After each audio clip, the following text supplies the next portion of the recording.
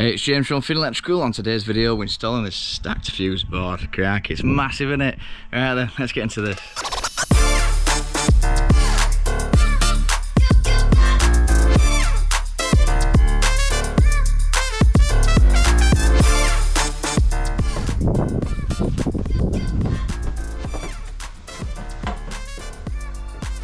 An old stacked fuse board here, so it's got the RCD and non-RCD side. So all this will be for like the cooker, sockets, that kind of thing.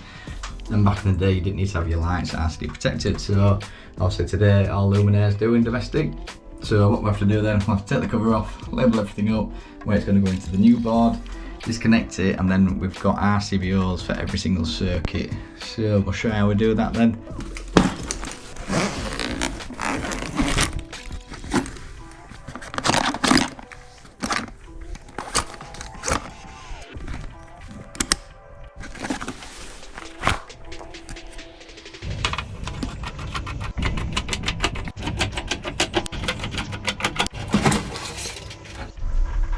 Right, so this is what we're dealing with then. So, looks like we've got a linked main switch there. So, yeah, so feed comes in, obviously, and then we've got all those different circuits along the top. And then you've got all the different circuits along the bottom here. So there's a few cables that's been disconnected, if you have a look. Looks like they've extended the ring there as well. But what we're going to do then, we're going to decide where they go in the new fuse board position. So, example, you might have position 1 on a 32 for a shower, something like that, or a cooker, and we'll tally that up 1. So on here you'll tally up 1 and it'll go into the new position. So when you disconnect this, you'll have loads of cables hanging out or sprawling out, and then obviously you fit your new fuse board, all the cables come in, and then just by that little tally, because they're all twin and earth cables. If you look, you've got 3 cores within one little sheath, one grey sheath that you can identify the other cores as 1, and they go in the right position. So that's what we're going to do. So we'll get everything tallied up, make sure they're all twin earths, and then we're going to carry on then. So just a note then, if it was singles, which means you've got a single line and earth in one core and neutrals separate, you'd have to label up the neutrals as well. So tally 1 for line, tally 1 for neutral. Here we go. Before we start then, so just notice that this cable here, which probably does like an immersion heater, is tripping the RCD. So it tripped it even with the circuit off. It's tripping the RCD. So we'll have to investigate into that later. So it's most likely like a heating element that's just on its way out. So stuff like that, we'll have to test the property and make sure everything's safe, so there's no electrocution and no fires. So yeah, we'll come on to that when we come on to the test of this installation. Right, here's the beast then.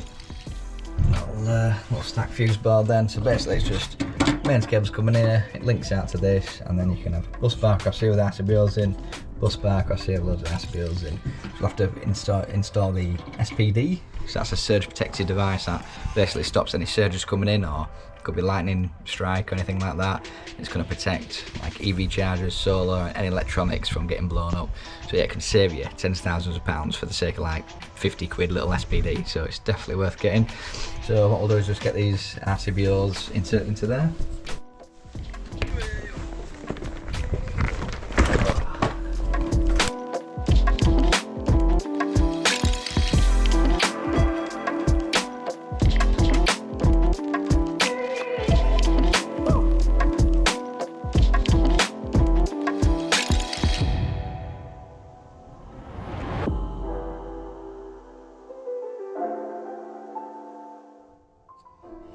Here we go, so that's all then populated. So I'll just explain what this SPD does then.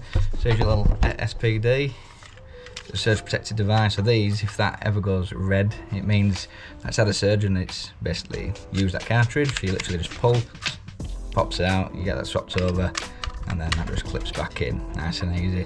So that's going to sit right next to this main switch. So I'll have to pop this little blank out. There we go. Get this inserted like so, and then it comes with a little MCB, so 32 amp, 6K that hangs in there. Oh, there we go. And then what we do, it's just got a little red, I can't speak, brown and blue and earth. So earth comes out your PE and goes to the earth bar, neutral goes into your neutral bar, and line goes into your 32 amp MCB. And that's how you wire these SPD devices up. So that's how it's going to finish off looking then. Looking nice, neat and sweet. So, right then. So we're going to finish off labelling up and deciding what goes where. So again, we'll tally up that board into these new positions where they'll end up going. But we'll tally it up essentially from the main switch out. So 1, 2, 3, 4, 5, 6, 7, 8, 9, 10, 11, and then 12 to whatever. So that's how we're going to tally this up. Alright, everything's tallied up nicely then, so we've decided where that's going in the new fuse board. So it takes quite a while just to see what's going with what, but everything is labelled up likes. So I'll have to figure out what's what when we come back tomorrow and test it. But essentially, yeah, that's all the circuits and that's where they go into the new fuse board positions. So when we disconnect this, we'll have to get that to an earth and bang it into the right RCBO. So this new fuse board, it lands from here and it actually fully finishes about down here. So what we're going to have to do is obviously disconnect live and neutral to the property. We'll have to kill that, we'll have to get the DNO out and get that chopped and secure so we can work on that safely. And then what we'll do then is disconnect all the CPCs, neutrals, lines, and then take this off. We'll also have to see what's going on with this and just shift this down a bit so it lands underneath the fuse board. Same again for this switch, and then that will be about it. Hello, so this is a quick way of undoing these. So we tested it dead. I'm just going to get this little drill driver and just go in here.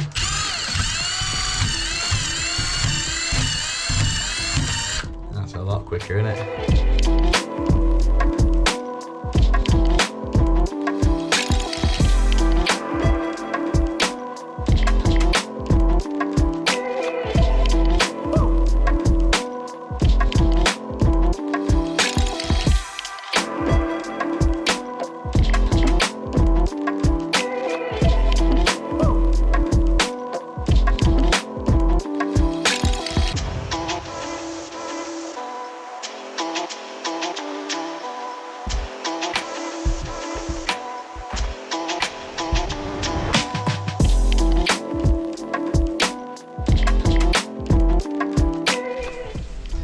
It's all disconnected now then, so the bottom of the fuse board's going to land here on this little tiny mark.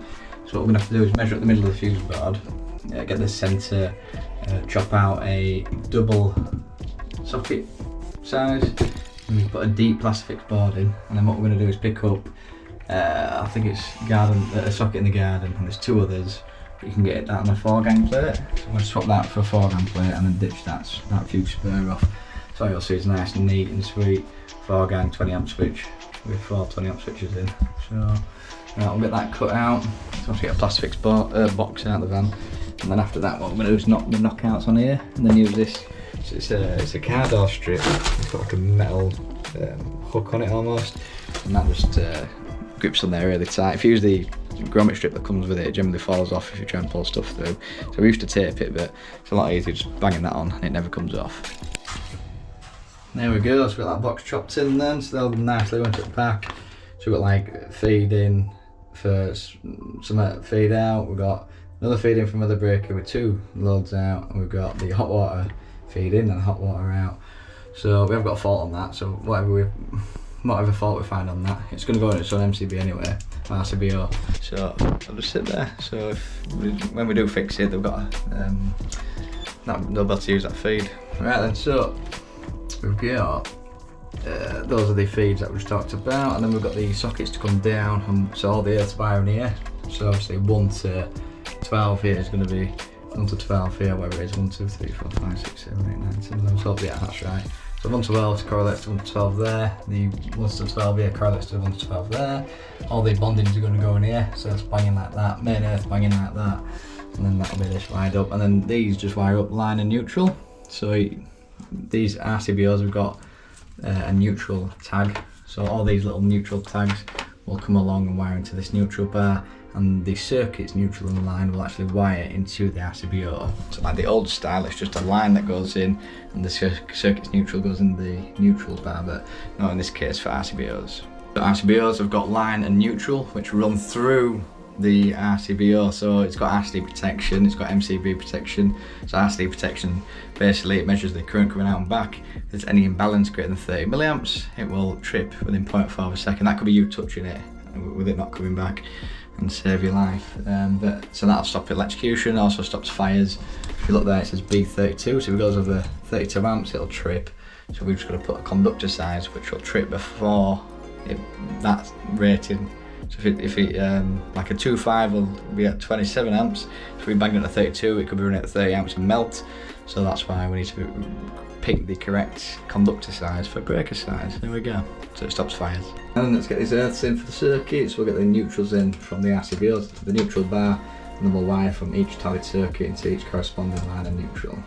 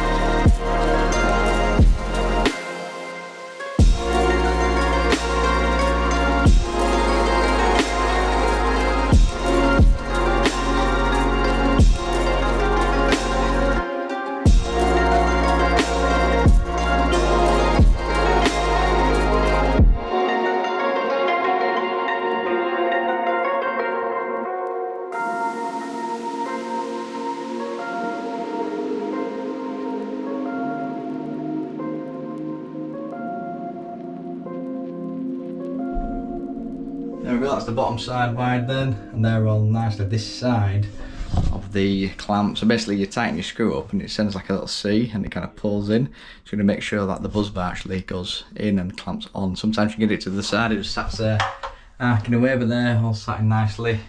Just going to get the little bus bar cover on, and then we'll move on to the top board. So that's nice, neat and sweet that.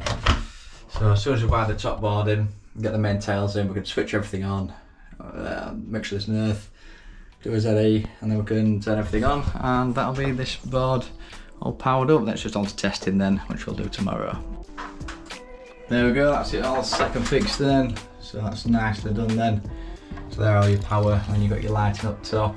And then just got to cap these off. Obviously if we turn them on they'll come live, so I have to cap those off. And then tomorrow that will become a 4-gang 20 amp switch thing, which will do sockets outside and the water heater. So there we go. Right, we're back down today doing some testing then. So I've got Elliot writing down the RCD results. So we've got to get RCD results for 1 times and 5 times. But yeah, it's looking pretty sweet, isn't it? We're going to get it all labelled up and that. But yeah, we'll do it. Dog's barking. Wow. That's the worst performance I've ever seen. Honestly, that was a shambles, that. Pathetic. Right, so it's in the loft now. Yeah, this is why we test. So we obviously testing light sockets, other electrical bits. You really know your stuff. Circuits, there we go, smoke detectors. Right, but yeah, so up here, obviously this is a loft that customers use. And you've got it's called singles exposed. So you, oh, don't know, my phone starts turned off, but there you go. So it's singles exposed. So you got singles there, not an enclosure. So any colours has to be, or basic insulation it's called, has to be in an enclosure. So a customer could accidentally just nick into that, or you know what I mean, being up here, or I don't know, like a tool could land on it, or a suitcase or something, and cut into it really easily because it's basic insulation and get electric shock. So that's why you get stuff tested. If you're moving stuff about a lot, you can get electric shock, which is not very good. So yeah, we'll have to make a note of defects. So there's like switches with like the switch thing that's just fallen off on some sockets, and some sockets are burnt out, so we're getting high readings, stuff like that. So yeah, it's important to obviously do the fuse board changeover, but you must get a test done. Well, you have to get it done if you're an electrician. You're doing it properly, you have to do it. But yeah, it's yeah, not good. There's a few dodgy bits we've seen. Yeah, we've got everything's back to normal now, so we've tested everything. So things that are cropped up with the downlight terminations, which we showed you. There's like these downlights here. There's a living space above. They're not fire rated, so it's like a metal can that goes over the top. So obviously if there's a fire and you've cut a hole in the ceiling which breaks the fire barrier, you're gonna have the fire spread quickly. So it needs that fire can on. There we go, fire rated downlight. So that's failed on that, and then some outdoor cable. Sorry, outside. There's some indoor cable running on the outside. So there's just a few minor things like sockets, like the switch is not working and stuff like that. So it's not been too much, but we're gonna grab a bit of munch now. So we'll also bob back and put a 4-gang switch on there. So we'll try and pick that up whilst we're out. Oh, the cottage bakery in Alton. What a legendary sight. So we've got the good old orange juice, a little bit of lasagna, just got a cheesy roll, oh, and then an egg custard. Like a Friday. And that was lovely, that, absolute lovely. So this is what we're dealing with. So we've got 4-gang yolk picked up. 4-gang front plate. And then we're gonna nick 3 of those switches and we just bought an extra switch. So we've got a switch for everything. There we go, that'll do, it gets installed. There we go, so that's what it's gonna look like then. So obviously that plate just comes off. And then, oh, it's got stuck in the little hole. There we go. That's obviously the old switch. We'll take them out and get these wired up then. So it's just live neutral in, live and neutral out. But on one of them it shares the feed, so it'll be live and neutral in, it links out. And you've got 2 outgoings there. Right then, so just doing these switches. It's all wired up now, so no copper hanging out. So we've got the feed of 21, load of 22. So it's just live and neutral in, live and neutral out. And they're all wired up. That one's got the same feed, so you see how it's linked out. And then 2 loads coming out the bottom. And that one's that water heater that trips, but we'll have to look into that. They're getting loads of work done anyway, so we're back doing other bits. So we'll get this pushed into the grid, and then we'll get the front plate on. It should look absolute awesome. It's better than that switch. Go on, show them that switch. In windowsill, go grab it. Look how bad this. We didn't want to put the 3-gang and then this monstrosity next to it, so it's gonna look a lot sleeker. Right then, so you're wondering why do we do the switch first? But yeah, basically the screw terminal you have to screw through the metal. So what I do is just push it through and then just push back and clip it in, and that's it. So we're just gonna push all this back now and then get the front plate on. Oh, look at that, it's looking lovely, isn't it? That's a lot better than what they had before, like a 3-gang and some grubby square thing. But yeah, we'll get everything labelled up then, and then that'll be this job done. Look who we got here, got a little doggy. Hello. There we go, that's that fuse bar then, looking lovely. It's all labelled up using that labeller. So that's that brother printer, you can basically just print out the labels and just stick it on. So begin the look at that. Brilliant, isn't it? So nice, neat and sweet. So that's how we do a fuse board changeover. So hope you've liked this one then. So obviously you've seen how we get off the old one and then put on the new one. We didn't really touch on testing. There's some testing videos that probably Josh will link above my head. So we did a few testing videos recently. But yeah, if you like this kind of content then, hit the like button, hit subscribe, hit the little bell notification to know when we next upload. As always, everything from me, and I'll see you on the next one.